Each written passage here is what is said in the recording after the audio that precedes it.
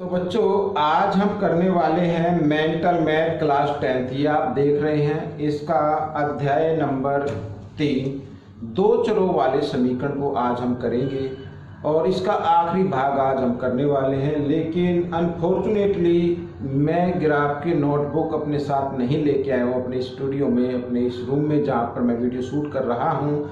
ठीक है, तो इसमें मैं केवल 2 ही पर्सन आपको करा पाऊंगा। देखिए बहुत सारे बच्चों के कमेंट्स आते हैं, सर आपने ये चैप्टर पूरा नहीं कराया, तो 2 ही पर्सन को चलो मैं आज कराता हूँ और ट्राई करूँगा मैं कि शाम के वक्त में जो बाकी इसके क्वेश्चन है जिनका एरिया निकालना है, एरिया ऑफ ट्रायंगल, वो मैं आपको ग्राफ पर शाम को मैं कराऊंगा। ठीक है, तो आप वीडियो को पूरा देखें और स्किप ना करें। बच्चों इस मेंटल मैथ को ना आप बिल्कुल भी हल्के में ना लें। ये मेंटल मैथ है ना, सभी मैथ्स का बाप है। जो भी आपके पास मैथ है ना, सबका बाप है ये।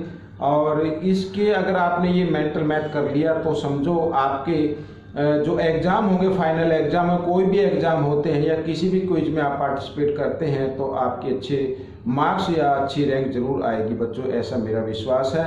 तो आप वीडियो को पूरा देखें, देखकर बच्चों दूसरों को जरूर सिखाएं। सिखाने के लिए मैं इसलिए बोलता हूं कि जब आप दूसरों को सिखाते हैं, ठीक है ना, तो आपकी प्रैक्टिस डबल हो जाती है। जब जितनी ज़्यादा आपकी प्रैक्टिस होगी उतना ही आपके लिए अच्छा होगा। और ये भी वैसे भी कहा जाता है कि ज्ञान बांटने से, ठीक है, आपको जो नॉलेज है अगर आप उसको बांटेंगे तो आपकी नॉलेज कम नहीं होगी, बढ़ती जाएगी। ठीक है, चलो चलते हैं अपनी इस टेबल पर और करते हैं पर्सन नंबर। यहाँ पर पर्सन नंबर हम करेंगे पर्सन नंबर 56 और 57, ये आज हम करने वाले हैं। ठीक है ना, नहीं सॉरी 58 और 59 आज हम करेंगे, 56 57 तो मैं कर चुका हूँ। तो आइए चलते हैं अपनी टेबल पर। तो ये रहा पर्सन नंबर 58 जो मैं आपको कराना चाहता हूँ। इसमें x और y का मान बताना है यदि निम्न आकृति एक आयत को प्रदर्शित करती है। आयत, अब आयत की प्रॉपर्टी, ठीक है, आयत के क्या नियम होते हैं ये आपको याद पता होना चाहिए, तभी आप इसको कर पाएंगे। ठीक है, आयत की प्रॉपर्टी क्या कहती है, जो आयत के आमने सामने की भुजा होती है ना, वो क्या होती हैं, बराबर होती हैं।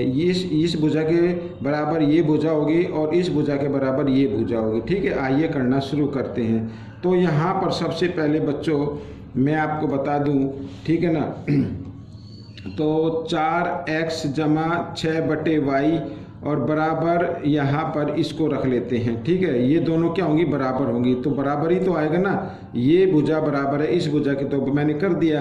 अब यहाँ पर हम देख रहे हैं कि y जो है ना बटे में आ गया। अब इस y को हटाना है, तो क्या करना पड़ेगा बच्चों, y को हटाने के लिए, ठीक है, या तो आप इसे यूं का यूं रखें, इसे आप यूं का यूं रखें तो आपके लिए अच्छा है, कोई ज़्यादा झंझट की जरूरत नहीं है। तो ये समीकरण 1 मान लीजिए। आप समीकरण 2 बना लेते हैं, तो यहाँ पर आ गया 6x, ठीक है, और ये आ गया घटा 8/y और बराबर क्या आ गया, 14 आ गया। ठीक है, इस तरीके से समीकरण बन जाएगा 2। अब यहाँ पर हम क्या करेंगे, देखो जो y वाले चर हैं उसके सामने जमा का निशान है और घटा का निशान है। एक के सामने घटा का निशान है और एक के सामने क्या, जमा का निशान है।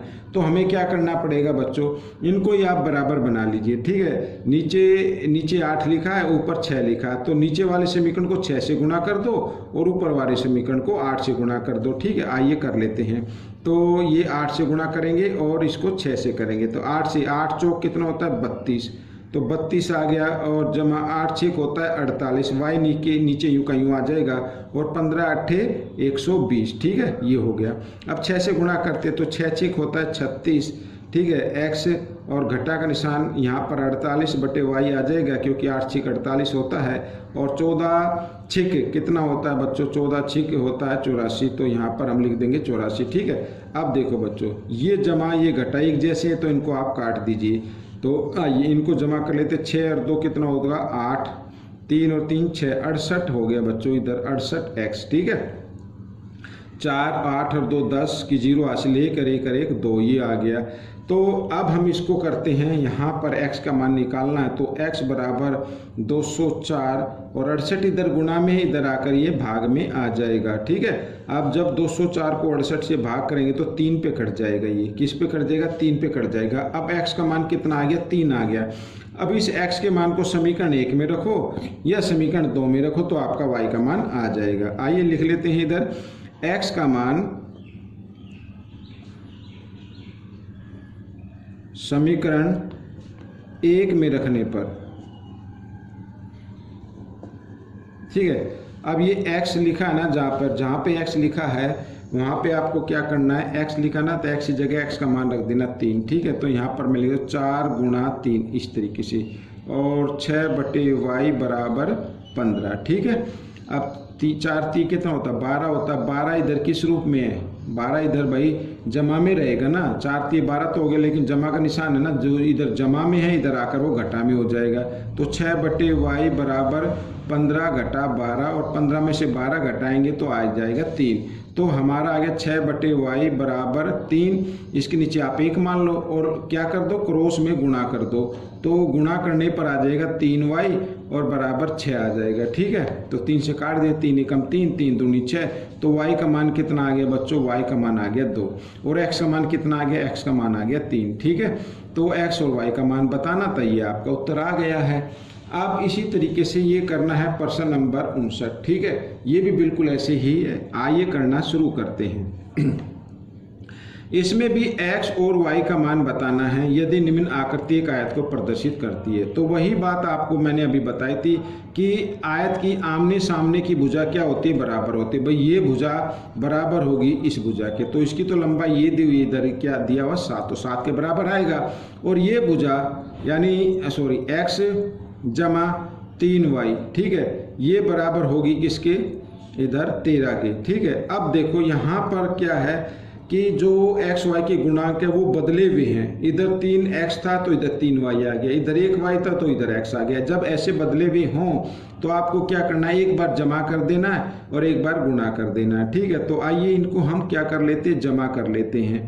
तो जमा करने पर क्या आएगा बच्चों, यहाँ पर आएगा 4,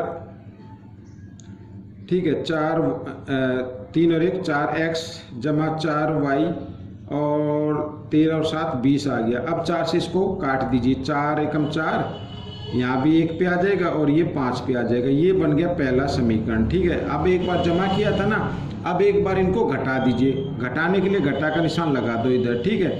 अब 3x में से 1x घटाएंगे तो 2x आ जाएगा, लेकिन हाँ बड़े नंबर के सामने जमा करेगा, और इधर भी आएगा 2y, ठीक है, लेकिन बड़े नंबर के सामने घटा का निशान इसलिए घटा का आ जाएगा।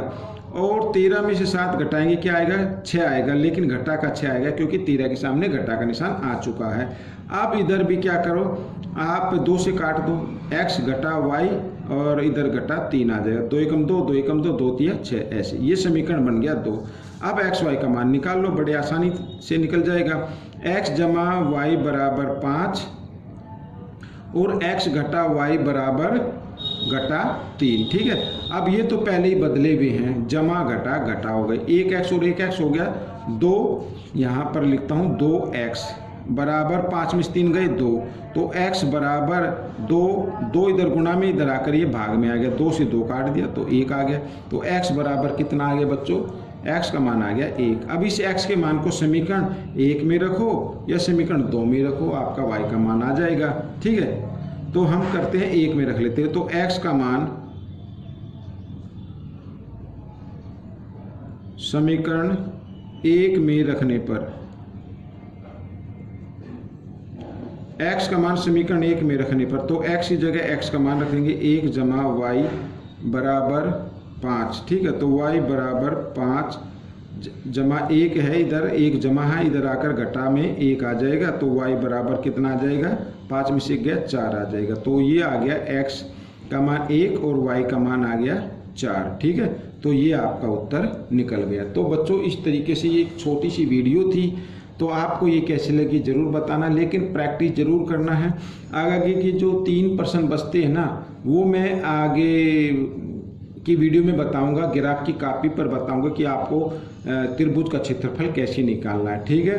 तो तब तक आप इस वीडियो को देखिए, प्रैक्टिस कीजिए, और प्रैक्टिस करके बच्चों अच्छी रैंक और अच्छी मार्क्स जरूर आने चाहिए, तभी मेरी वीडियो बनाना सफल होगा, ठीक है। मेरी वीडियो देखने के लिए धन्यवाद।